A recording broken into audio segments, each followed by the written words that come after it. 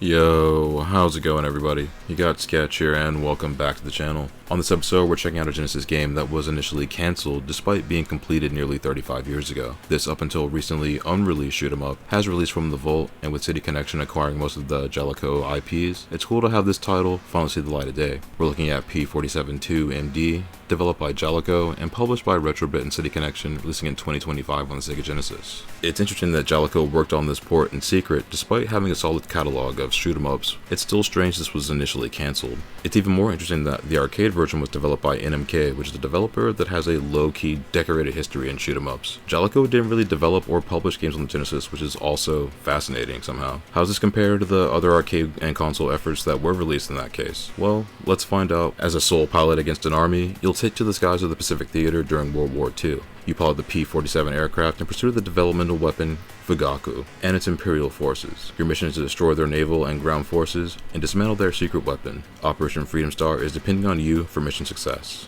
Gameplay wise, you've got a 2D horizontal shoot 'em up taking you through 6 stages of frenetic aerial combat. You'll fly through each stage in pursuit of that level's main boss that will be an aerial or ground-based supercraft. As you go through waves of enemies, you'll gain power upgrades by shooting carrier choppers that provide extra firepower, weapon swaps, speed up, and hyper bombs. The bombs double as health points and count as an additional hit when fully stocked. You've also got 3 weapons being the bombs, twin shot, and missile, and your shields. Grabbing the same icon will raise that power level of that weapon. You can pick up speed buffs, but at a base, your craft is nimble, making you pretty agile in the skies. Controls are tight where you need them to be, and the combat feels good here. You can also pick up shields in addition to the weapon and speed upgrades, so you have a lot working in your favor during the game's 6-stage run. There are a few extra life icons throughout each stage, and you get extends on every 250,000 points. Going through each stage is fairly straightforward, starting off relatively simple, then by the midpoint does get challenging, but never brutally difficult. There will be moments where the enemy will overwhelm you, but once you're comfortable with the controls and which weapon combos gel best with your playstyle, you'll be cruising for the most part. The game is going to throw progressively more bullets and enemy craft at you, and these will eventually get tougher to dispatch. By stage 3, the fleets of planes will fire at you while trying to ram into your plane too. This is the level where the difficulty ramps up on the run, followed by the cave level where you need to navigate the cavern's interior. It's generous that each bomb on hand counts as an extra hit point, but enough collisions and hits will drop those stocks quickly. Enemies will be plentiful and mostly aircraft, though expect a lot of ground-based vehicles and a few submersible craft. Formations will gradually get more intense, and by the midpoint of the game you'll see the peak of the enemy defenses outside of those boss crafts. The boss fights will get pretty hectic though, and from stage 2 forward, they can serve up that work if you aren't careful. The silver lining, however, is that enemies are not overly spongy, so encounters when done properly can end fairly quickly outside of the final boss fight.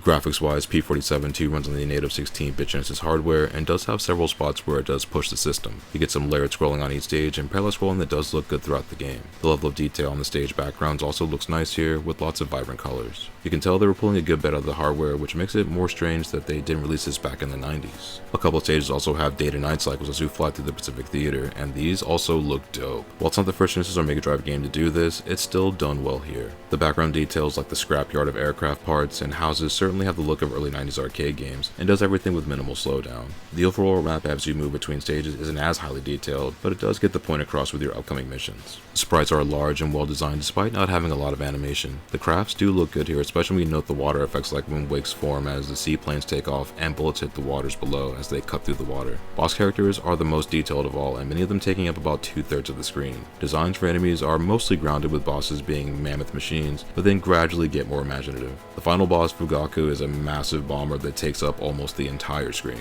The sprite work reminds me a lot of SNK developed games like Ghost Pilots or Last Resort, considering how beefy the characters are. Jaleco was legit cooking with this, and considering when it was being developed, figured out some cool visual tricks that don't really taint the performance. For the amount of enemies on screen and the size of the bosses, P-47 2 runs well on the hardware, and while not pushing the hardware, it does utilize tactics to keep it smooth rather than flashy. Sound-wise, P-47 2 is decent with some upbeat tunes that have an almost Master System or Mark III feel, kind of like some Outrun B-sides. Composer Sizzla Akamura and Tsukasa Tawada are both credited with the music, and it doesn't quite seem as much out of place as it does kind of bouncy for the genre. The tunes don't really have the overtone of war or even conflict, but do give that chill vibe as you mow down endless fleets from the skies. It's not necessarily a bad thing since the tunes aren't bad, but it's different from what you would expect for a shoot 'em up. Sound effects have that classic Genesis crunch that rides the line between 8 and 16-bit sound. The impacts of shots on bigger enemies has that more 8-bit sound sound that you would hear in Sega Master System games, as well as the explosions that snap and crackle like the previous generation's titles. Games like eSWAT and Rambo 2 come to mind with how the explosions sound here as well. Again, this is not a bad thing, but it is something that players may notice if they're familiar with the hardware and the sound design, which is again something I can appreciate. In closing, P-47 2MD is a neat piece of history that's now available to play on the Genesis. It holds up compared to other shooters on the system, but doesn't do too much that's out of the ordinary, despite it all being done fairly well. It's a fun shmup to learn that isn't too challenging, but it will make you work for those clears on each difficulty.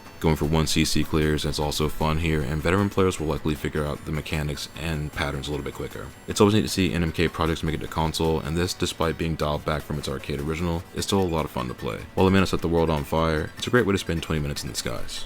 P-47 2 gets a 7 out of 10 and comes recommended to shoot 'em up fans, especially those that are into the Pacific Theater theme, since there's only a handful of these on the system. It's got enough of a challenge to warrant a playthrough, and it's a unique experience despite its short length. Some players might find this to be on the easier side with its difficulty, but it's still worth a look if you're into shoot 'em ups. Considering it's a collectible of sorts, it does currently go for around $50 to $85 for loose copies, and about the same for complete copies depending on vendor at the time of this recording. There are just under 4,000 of these released, so if you're interested in the physical copy, keep that in mind, or if you're curious, play it however you can, and as it is worth the run. And I thank you so much if you made it this far into the video. If you find these videos helpful, that's awesome. Glad to use it as a resource. Check back often. We'll have more reviews and commentaries come up in the near future. But until then, take it easy and stay safe out there. I'll see you on the next one.